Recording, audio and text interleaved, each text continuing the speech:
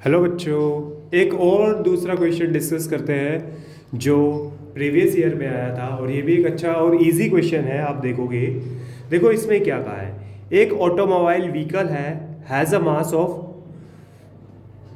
1500 kg. What must be the force between the vehicle and road if the vehicle is stopped with a negative acceleration 1.7 metre पर second square.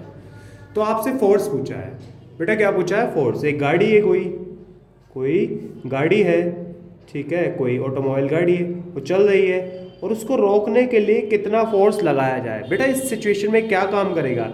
इस situation में काम करेगा friction. क्या काम करेगा? Friction. जो फोर्स होगा वो एक्ट करेगा एज अ फ्रिक्शन। क्या करेगा बेटा? तो चलो सॉरी बच्चे, तो पहले हम देखते हैं फोर्स कैसे निकालते हैं। तो फोर्स के लिए हमें पहले गिवन लिखना होगा। क्या क्या आपको गिवन है? सबसे पहले आप लिखोगे मास ऑफ द ऑब्जेक्ट। कितना है बेटा? वो है 1500 kg। कोई डाउट? और एक्सेलरेशन दे रखा है, एक्सेलरेशन वो भी नेगेटिव, यानी कि ये क्या है? ये जो एक्सेलरेशन है ये रिटार्डेशन है।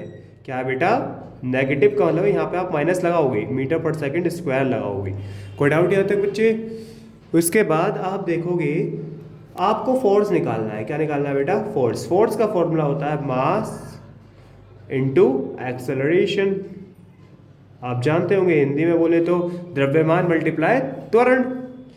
अगर मैं बात करता हूँ मास की, तो मास कितना है हमारा? ऐसा ही यूनिट में ही है सब कुछ, मल्टीप्लाई 1.75। अगर मैं इसको देखूं तो ठीक है बेटा। हाँ, तो आप देखोगे बेटा इसमें क्या ही करना है फिर आपको सिंपली मल्टीप्लाई कर देनी है। मल्टीप्लाई तो कर ही लोगे आप। कितना आएगा?